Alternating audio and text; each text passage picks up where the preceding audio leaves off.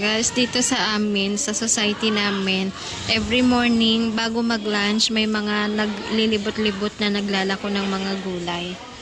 Ayan, no? So, ayan, tinatawag ni Mami. Kaso wala siyang ginger at saka chili. Yun yung kailangan din. Ito, oh. Nayan! Nayan! Come here. What is this for? Make it quick. What is that they're doing? There, oh. They're doing something.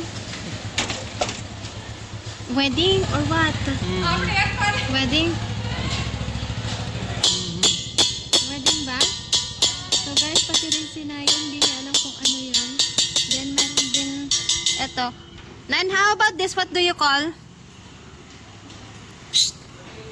This one, the ting-ting-ting. In at Pinas, like mamra, that they're cooking in sand or salt. What is that? Is that mamra ba?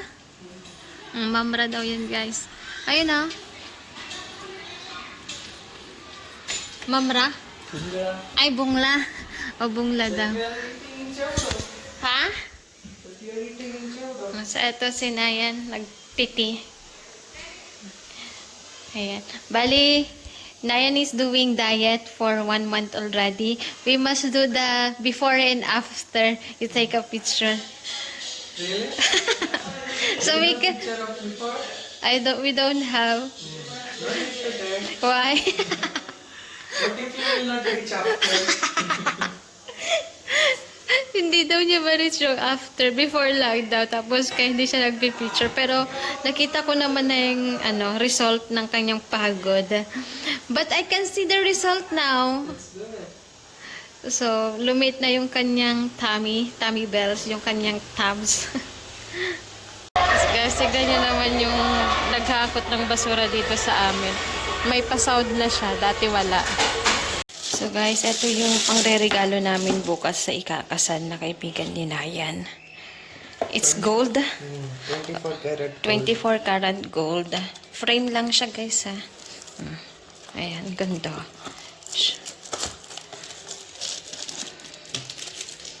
Oh, it's good. Show me. Tignan nyo guys ha. 24 karat gold.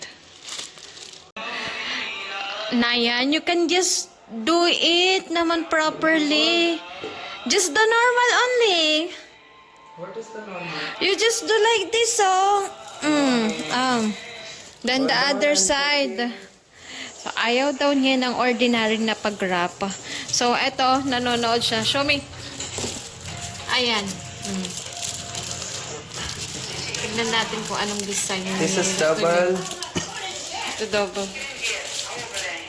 So, etong wrapper na to is reuse. Gagamitin ulit.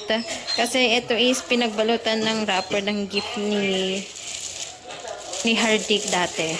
So, pwede pa naman gamitin. So, instead na bibili kami, pwede namin siyang i-reuse. Andito kami ngayon sa sala namin. Ayan o. Ayan. Si Mami. Then, dito sa baba, tignan nyo sa labas, guys. Yung nakita pala natin kaninang naglalakad na may ginagawang ritual. So, may ikakasal pala dito sa kapitbahay namin. So, bukas is kasal. Then, invited kami. Then, meron din kami pag isang attendang kasal. So, paano namin ngayon hatiin yung katawan namin? 2, 3. 3 kasal ang dapat naming attendan. So, yung isang kapitbahay namin, tapos, friend ni Nayan. Yung friend ni Nayan, kailangan naming attendan nun kasi kailangan namin tumulong. Then, yung pangatlo, parang relatives ata ni Mood Rebels. Pero, paano natin hati yung katawan natin, guys? Sa isang araw, 3 kasalang pwede natin ang a-attendan natin. So, tignan natin kung anong mangyayari bukas. So, guys, pupunta na naman kami doon sa may kasalan. Ito is haldi pa rin. Haldi, right? Still haldi. So, kaninang umaga, haldi, parang ano lang yun. Pictorial. Pero today, again, tonight, haldi ulit, magpapakain sila. So, punta kami doon para tumulong. So, ito lang yung outfit ko, guys. Dress lang to galing sa Philippines. Then, pinartneran ko siya ng dupata na color brown. Ayan. Then, si Nayan, ayun o, let's go na. Medyo late na kasi kami. Ulit. Diba? Late lagi. Wala, panali ng buhok ko. Sig, medyo basa-basa pa yung buhok ko. Mike! Did you get mic? So, kukunin ko tong mic. So, in case. You help me? Wait lang! So, pupunta na kami, guys. Naghihintay na yung mga kasama namin. Pero this time, may babae na akong kasama. Sasama nila yung asawa nila sa girlfriend nila. Yun, tawag na sila ng tawag. Guys, bumalik kami dito sa bahay. Dahil si Nayan is naka-jeans lang, tapos naka-long sleeve. So, lahat ng friends niya is naka mga Indian clothes. So, siya lang naiiba. So, bumalik kami para magpalit siya. Balik na nga kami. Tapos, siya is bumalik pa para lang magpalit. So guys, kamalas-malasan naman talaga oh. So naubusan pa kami ng petrol ng bike. So ito kailangan talaga namin magmadali dahil late na. Super late na kami. Eh kailangan nandun kami kasi side nga ni Naya, side ng boy kami. So eto, magpapagas muna siya, magpapapetrol lang. Then kailangan na namin magmadali para makahabol kami doon. So, ito yung pagkain, guys. Patay muna ng plato. Paper plates. Styro. Kasi mayroong nagluluto doon. So, Ha? disposable. It's disposable. Para itapon na lang. Puri. Puri. Ito yung puri, guys.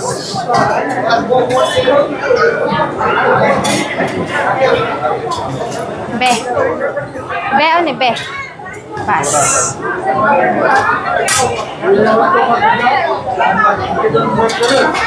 Guys.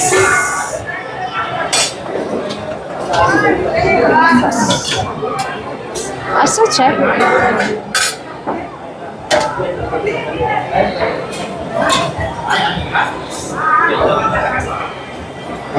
Then on. Taruk hap.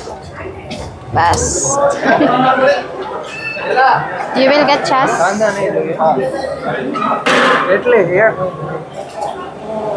Ayan, ek. Ganito lang sila kapag may kasama. So guys, ang sarap ng chole. So ito yung chole. Then, nag-Filipino tayo. Ito rice ang kinakain natin. Then sila yung chole and puri. Then ito yung sa at mangga yung parang siyang atsara. Then meron din tayong merchant ang tawag nila. Guys, pinag-tripan ako ng mga kaibigan ni Nayan. Eh. So, Kon? Nayan? Wait for Ankita on downside. Yeah. Where? Here. Here na. Here. For all the girls. I will stay here. Sit here. Ah. For Ankita. So, bali, ayun o. Lalabas sila. Siguro mag-ios yung mga yan. Then, eto. Then, hintayin lang natin si Ankita. Tsaka yung isa namin kaibigan. Which is asawa nung yung kausap ko kanina. Ayan o. Yung payat, yung naka-eyeglass. Yung mas nauna. So, hihintayin ko lang sila. So, pag... Hoy! You will not stay here? Okay. So,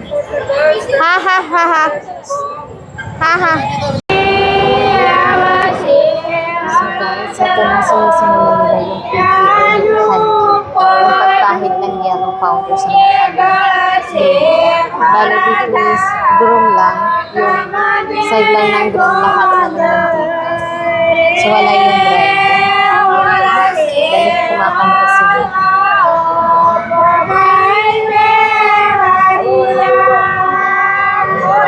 Then may kasama picture taking na din.